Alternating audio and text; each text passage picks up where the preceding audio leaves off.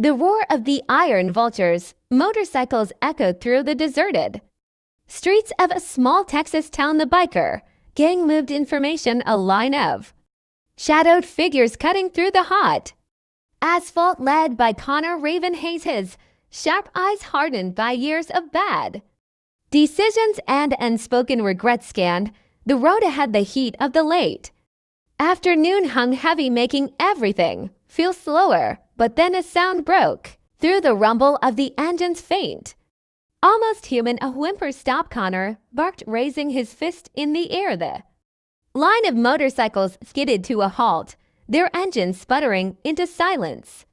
The sudden stillness was eerie. Therein, the middle of the cracked road, lay a German shepherd, motionless. Its chest rose and fell in shallow, labored breaths, and streaks of blood matted its tan and black fur. Connor swung off his bike and approached cautiously, his normally stone cold face softening just enough to betray his concern. As he got closer, his eyes caught the unmistakable lettering on the dog's black vest. Canine unit. This wasn't just any dog, this was Duke, a police canine, and something was terribly wrong. Duke looked up at Connor, his eyes filled with pain, but also something else. Resolve. The dog struggled to lift his head as though he still had a mission to complete. Connor crouched next to him, running a hand over the collar wrapped around Duke's thick neck. That's when he noticed the small camera attached to it, the red light still blinking. Without a word, Connor pressed the button to review the footage. The video was shaky, chaotic. Duke was running alongside a police car, his handler in the driver's seat. The sound of gunfire erupted as a black sedan swerved across the frame, men with masks leaning out of the windows shooting. The handler shouted commands to Duke, who darted toward the action with fearless determination. Then the screen jolted violently before the feed abruptly ended. Connor's stomach tightened. Something awful had gone down, and now Duke was the only one left. "Where's your partner, boy?" Connor muttered under his breath. Duke whimpered, his eyes locked on Connor's as though pleading for help. In the distance, the rising wail of sirens broke the heavy silence. Rick, one of the gang's senior members, shouted from his bike, "Raven, cops are coming. We need to get the hell out of here. Last thing we need is them thinking we had anything to do with this." Connor didn't move. His eyes stayed fixed on Duke, and in that moment he felt a pull he hadn't felt in years, a sense of responsibility, a refusal to abandon something that needed saving. But staying meant more than just dealing with the police. It meant stepping into a mess he didn't understand, one that could blow up in his face with a flash of blue lights appearing at the end of the street. Connor made a choice, one that would alter the course of his life forever. The sirens grew louder, the flashes of blue and red light bouncing off the cracked pavement. Connor stood frozen for a moment. Duke's labored breathing filling the tense air. Rick revved his bike impatiently. "Raven, we don't have time for this. If they find us here, it's over." The rest of the gang shifted nervously, some muttering under their breath, others glancing back toward the approaching cop cars. But Connor didn't flinch. His focus was entirely on the injured canine. "Rick," he growled without turning his head, "get the van ready." Rick's eyes widened in disbelief. "The van?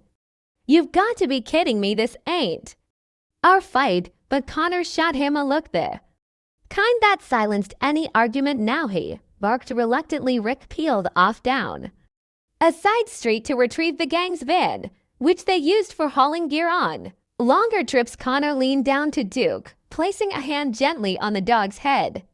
"Hang in there, buddy. I've got you." The gang watched in stunned silence as Connor carefully scooped Duke into his arms. The dog whimpered softly, his weight heavy against Connor's chest. It had been years since Connor had held anything so fragile. The dog's blood soaked into his leather vest, but he didn't care. Duke's eyes fluttered open for a moment, locking onto Connor's face with a mix of trust and desperation you've been through hell. Haven't you, Connor murmured his voice. Unusually soft, the wail of sirens jolted him back to reality to patrol. Cars screeched to a halt just down the street, their doors flying open as officers stepped out, weapons drawn free.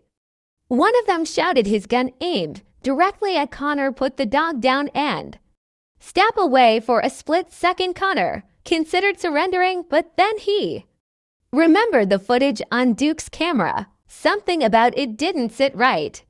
Whoever had ambushed Duke and his handler wasn't just after a random target. This was planned, and if those men were still out there, Duke was the only one who could lead them to the truth. The sound of screeching tires cut through the standoff. Rick roared back onto the street in the gang's beat-up black van, the back doors swinging open. Let's go, Raven. Connor didn't hesitate. With Duke cradled tightly in his arms, he sprinted toward the van as shouts erupted behind him. Bullets ricocheted off the pavement.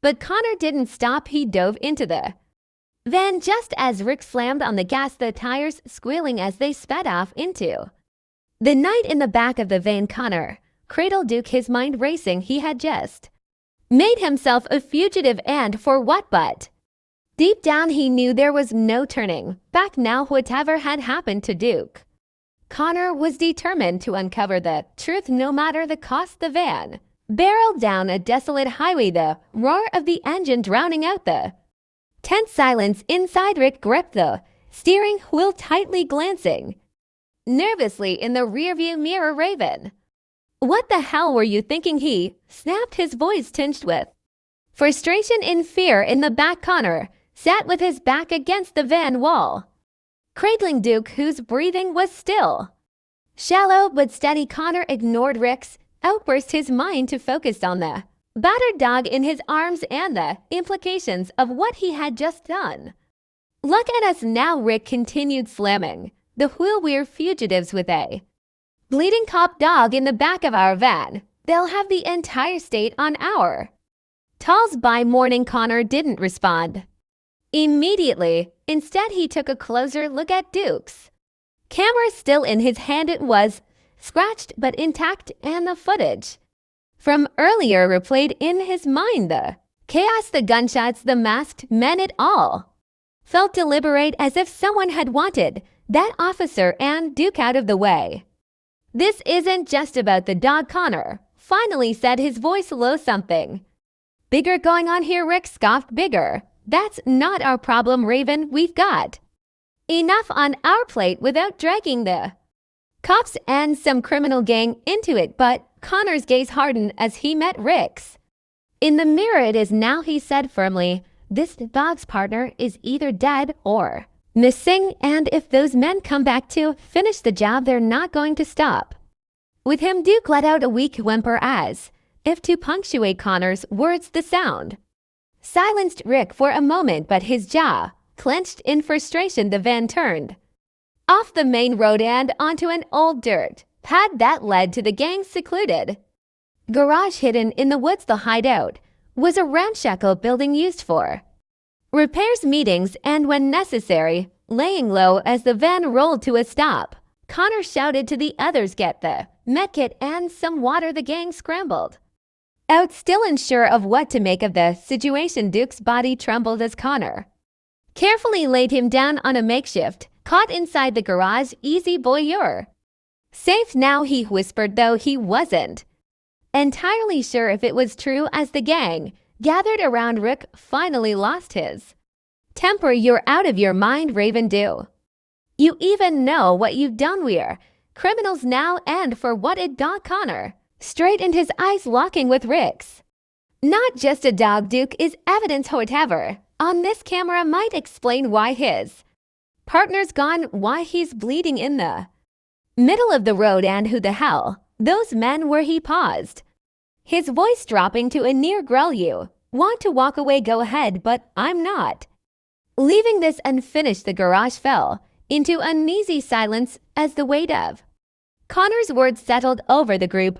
Outside, the forest was dark and quiet, but Connor could feel the storm brewing. Whoever was after Duke wouldn't stop until they found him and now Connor and his gang were directly in their crosshairs. The stillness of the garage didn't last long. Outside, the distant hum of an engine broke through the quiet night. Connor froze, his eyes darting toward the open door. The sound grew louder, rumbling through the trees like an approaching storm. Rick, Connor said in a low voice. Kill the lights now. Rick hesitated but nodded, flicking a switch on the wall. The dim flickering bulbs above them went out, plunging the garage into darkness. The gang scattered, each of them instinctively grabbed whatever weapons were within reach. A crowbar, a wrench, even a rusty old shotgun from a corner shelf. Connor crouched next to Duke, who was now lying more alert, his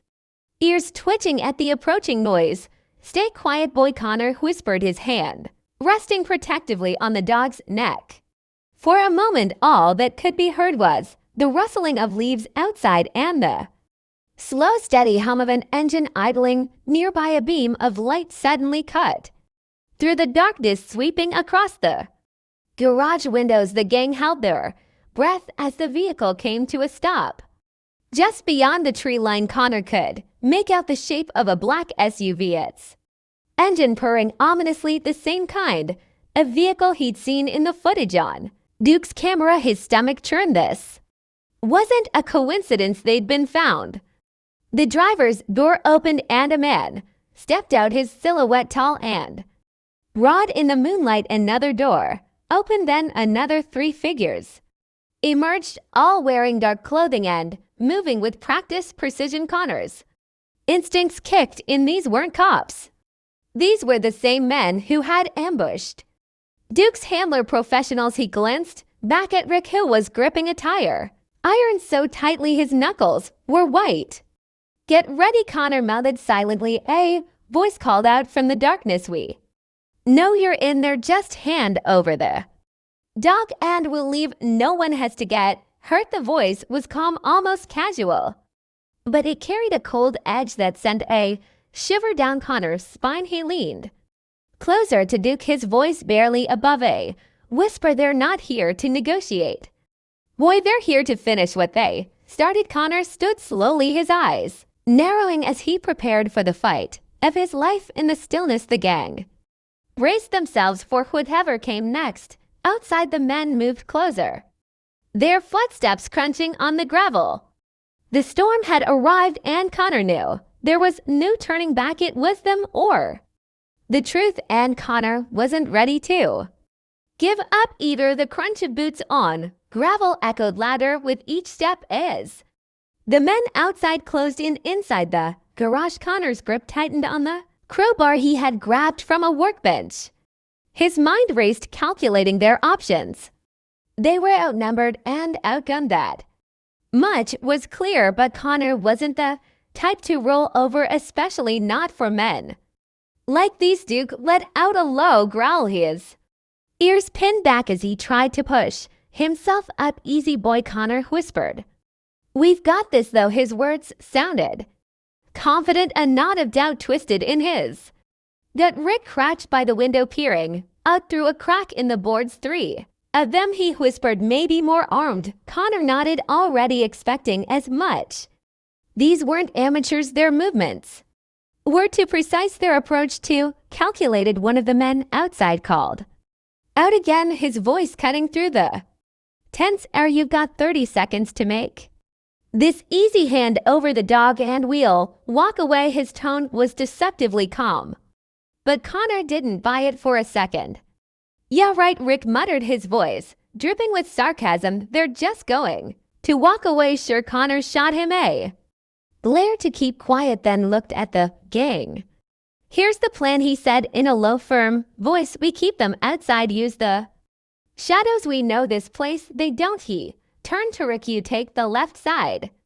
Quiet, don't give them a clean shot. Then he glanced at the others. Stay low, stay sharp. We head first. The gang shifted nervously, their breaths shallow. Connor crouched beside Duke, giving the dog a reassuring pat. Hang tight, buddy, this is going to get messy. The dog's eyes stayed locked on Connor as if he understood every word outside the 30 seconds had. Past times is up the voice shield and… With that, a bright flash exploded through the window, followed by the deafening bang of a stun grenade. The world tilted for a moment as the gang scrambled to recover. Connor's ears rang, but he forced himself to move. Instinct taking over. The men outside were making their move, footsteps pounding against the ground as they approached the doors. Connor gritted his teeth, gripping the crowbar tightly. Now he shouted, and the gang sprang into action. The first man through the door never saw the wrench coming. Rick's swing landing with a sickening crack, but the others weren't far behind, and as chaos erupted in the garage, Connor realized they were in for the fight of their lives. Amid the chaos, Duke let out a fierce bark, his strength seemingly returning, as if he knew the battle wasn't just about survival, it was about justice. Connor glanced at him briefly, determination blazing in his eyes. No matter what happened, he wasn't going to let these men win. The garage was plunged into a suffocating tension as the attackers pushed their way inside. Connor stood firm, his heart pounding in his chest as he took in the figures stepping through the door. They moved deliberately, their dark clothing blending with the shadows, their faces obscured by the dim light from the street lamps outside. Stay calm, everyone, Connor said under his breath to his crew, his voice steady despite the storm brewing inside him. We know this place. Use it. Duke let out a low growl from his spot on the cot, his instincts kicking in. Despite his injuries, Connor crouched by the dog for just a moment, placing a steadying hand on his head. We're not going to let them take you, boy, he whispered. His eyes darted back to Rick, who was inching toward the side of the room, staying hidden behind stacks of tools and equipment. Connor gave a slight nod, a silent signal that it was time to act. Rick grabbed an empty metal toolbox and deliberately knocked it off a workbench. The loud crash reverberated through the garage, startling the intruders and throwing them off balance. The distraction gave the gang a crucial few seconds to reposition themselves. Connor stepped out of the shadows and spoke with calm authority, his hands raised slightly. You've got no business here. Turn around and leave. We don't want trouble. One of the intruders, a tall man who seemed to be their leader, took a step forward. His face remained unreadable, but his tone was sharp. We're here for the dog, that's it. You hand him over and we're gone. His words hung in the air like a threat, but Connor didn't waver. This dog's already been through enough, Connor said firmly, his eyes narrowing. And I don't trust you to keep your word. The men hesitated for a moment, sensing Connor's resolve. The silence stretched thick with unspoken tension. Finally, the leader motioned to his team, and they began backing toward the door. This isn't over, the man said coldly. Whack. Be back. Connor stood still until they disappeared into the darkness beyond the trees, his entire body taut with unease. He knew they weren't retreating for good. They were regrouping. As the gang regrouped themselves, Duke let out a faint whine and Connor knelt by his side. We bought ourselves some time, buddy, he murmured, but we need answers, and we need them fast. The weight of what had just happened settled heavily on everyone.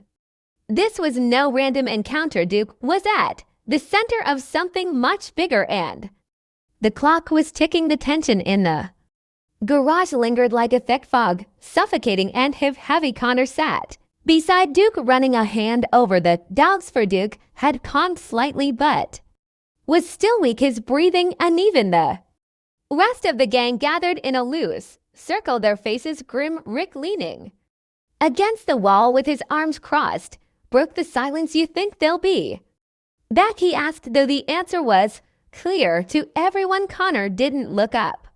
His focus was on the dog's collar, where the camera was still intact. They're not done, he muttered, fiddling with the small device. They came for him once and they'll come again, but we need to figure out why. Whatever on this camera is the key. He plugged the camera into an old laptop they kept in the garage, the screen flickering to life as the gang crowded around. Connor replayed the footage. The grainy video started the same as before, Duke running alongside the police car, the handler shouting commands. The black sedan appeared again and weaving dangerously close. The masked men leaning out of the windows, but this time Connor slowed the footage and caught something he hadn't noticed earlier: the license plate of the sedan, partially visible in a brief frame there. He said, pausing the video, "We've gotta lead." Rick leaned over, squinting at the screen. "So what, you think the cops will help us with that? We're not exactly on speaking terms with the law." Connor's jaw tightened as he considered the next move. "We don't need the cops," he said. "We'll run it ourselves. I know someone who can trace this plate." He glanced at the group. "If we can figure out who these guys are, we'll know what they're after and why they're willing to risk everything for." Duke the gang exchanged uneasy looks. This was way beyond their usual scope of trouble, and everyone knew it, but no one voiced their doubts. Connor pushed back from the laptop and grabbed his jacket. "Rick, you're with me. The rest of you stay here and keep an eye on Duke. No one gets in, no one gets out." "Got it." As Rick nodded reluctantly, Connor glanced down at Duke. "One last time, hang in there, boy. We're not letting them win." As Connor and Rick left the garage and headed into the night, the weight of what they were about to uncover hung heavy in the air. Whatever secrets that license plate held, they were sure to pull them deeper into a dangerous web, and there was no turning back now. The rumble of Rick's truck echoed on the empty road as Connor stared out the window, his mind racing. The laptop with the footage and the partial license plate rested on the seat between them. "Who's this guy you're taking us to?" Rick asked, breaking the silence. His tone was wary, but there was a tinge of curiosity. "Someone I used to know," Connor replied curtly, not taking his eyes off the road. "Attack guy he used to help me with, let's just say, less than legal jobs back in the day. If anyone can trace the plate without questions, it's him." Rick grunted, clearly unimpressed. "Great, another sketchy character. Just what we need." Connor shot him a sideways glance but said nothing. He didn't have the energy to argue. Every second day spent chasing answers felt like another second closer to danger. Duke was still back at the garage, injured and vulnerable. Those men would come back for him. Connor was certain of it, and the only way to stop them was to get ahead of whatever game they were playing. An hour later, the truck pulled up to a small rundown shop on the outskirts of town. The flickering neon sign above the door read Gizmo's Repairs, though most of the windows were boarded up and the building looked abandoned. "This the place?" Rick asked skeptically, glancing around the deserted street. Connor nodded and stepped out of the truck, clutching the laptop. "Stay sharp," he said as they approached the door. Inside, the air smelled of burnt circuits and dust. The shop was cluttered with old monitors, broken hard drives, and wires that hung from the ceiling like a spider's web. A wiry man with thick glasses and disheveled hair looked up from a desk in the corner. "Connor Hayes," he said, smirking. "Didn't think I'd ever see you again." "Gizmo," Connor said flatly, "I need your help." He placed the laptop on the desk and slid it toward him. Gizmo raised an eyebrow but didn't ask questions. Instead, he booted up a nearby computer and started typing rapidly as Gizmo worked. The tension in the room grew thicker. "This plate," Connor said, pointing to the screen, "belongs to a black sedan. A group of masked men used it to ambush a K9 unit. The dog survived, but the handler missing. I need to know who they are." Gizmo let out a low whistle, his fingers flying over the keyboard. "You don't do simple favors, do you?" he muttered. After a few tense minutes, he leaned back in his chair and adjusted his glasses. "Got something," he said. "The plates registered to a shell company. Nothing unusual there, but the address tied to it." He turned the screen toward Connor and Rick. His expression grim. It's a warehouse about too. Towns over, not exactly a friendly neighborhood. Connor stared at the screen. His jaw tightening. This was it, the lead they needed, but as the pieces started coming together, a sense of dread settled over him. Whatever was waiting at that warehouse wasn't going to let them walk in and out easily, and they were running out of time to prepare the drive to the warehouse. Stretched in tense silence with only the low hum of the truck engine filling the void. Connor stared ahead, his mind running through every possible scenario. Next to him, Rick was gripping the steering wheel tightly, the tension clear in his rigid posture. You know, we're probably walking straight into their trap, right? Rick finally said, his voice edged with frustration. Connor glanced over briefly. Yeah, he replied quietly, his voice steady. But if they wanted Duke, there's a reason, and we're not turning back until we know what it is. When they reached the edge of the industrial district, the truck rolled to a stop just shy of the address Gizmo had given them. The warehouse loomed in the distance like a ghost, its metal walls rusted and dented, the faint glow of yellow floodlights spilling out from inside. A chain-link fence circled the perimeter, topped with barbed wire, and a few security cameras were mounted near the entrance. Looks quiet, Rick muttered, squinting at the building. Too quiet. Connor nodded in agreement. Stay sharp. We're not dealing with amateurs. Using the cover of darkness, the two crept along the fence, keeping low and avoiding the cameras. Rick pulled out a pair of bolt cutters from the truck bed and made quick work of the lock, securing a side gate. The chain clattered softly as it fell, and they slipped through, moving silently toward the warehouse. As they approached, Connor could hear faint voices inside, muffled but calm. They weren't expecting trouble. Not yet. Inside, the warehouse was cavernous, the air stale and thick with the smell of oil and rust. Rows of crates and shelves created a maze of shadows, and the faint hum of machinery reverberated through the space. Connor led the way, his steps careful and deliberate. As they rounded a corner, a faint glow drew their attention.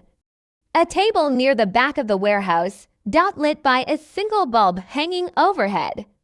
Papers and equipment were scattered across it, along with a series of monitors displaying live camera feeds. Looks like we found their nerve center, Rick muttered, his voice low. Connor sifted through the papers on the table, his chest tightening as he pieced together the evidence: maps of police patrol routes, lists of names, and photos of officers, including Duke's handler, were laid out in chilling detail. They've been tracking the unit, Connor said, holding up one of the photos. This wasn't random. They knew exactly who they were targeting. Rick frowned, glancing over his shoulder nervously. Yeah, well, I'm guessing they know we're here now. To his words were punctuated by the unmistakable sound of footsteps echoing through the warehouse. Connor tensed, turning toward the noise. From the shadows, multiple figures emerged, their faces hard and expressionless, and weapons glinting faintly in the dim light. Well, a deep voice called out from the darkness, smooth and commanding. You've certainly got guts showing up here, but now you've seen too much. Connor's jaw tightened as he stepped forward, slightly shielding Rick. They were outnumbered, and there was no easy way out, but Connor wasn't about to back down. Not now, not when they were so close to uncovering the truth behind Duke's tragic story. Connor's breath slowed as the figures stepped closer, their faces barely illuminated by the faint glow of the overhead light. At least 6 men now stood in a loose semicircle, their leader at the center, a tall, clean-cut man in a dark jacket. His eyes were cold, calculating, and he carried himself with an air of authority that sent a chill through Connor's spine. You should have, his voice carrying over the quiet hum of machinery, but I guess you're too stubborn for your own good. Connor didn't flinch. He stepped forward, keeping his tone steady. We're not leaving until we get answers. Why were you tracking Duke's handler, and why go after a canine unit? What Are you hiding the man somewhere, shaking his head you really think you're in a position to demand anything that dog is a liability he knows too much, just like you now do is handler he got too close to something he shouldn't have. Connor's jaw clenched as he took in the implications. You ambushed him, he said. The words sharp and you left him for dead. The leader shrugged his tone eerily. Casual, we do what's necessary to protect our interests. The handler made his choice and now you've made yours, he gave a subtle nod and the men around him moved forward, their steps deliberate. Connor's heart pounded but his mind was clear. Rick, he said under his breath. Get ready. Rick nodded, his hand tightening around the crowbar he had been holding.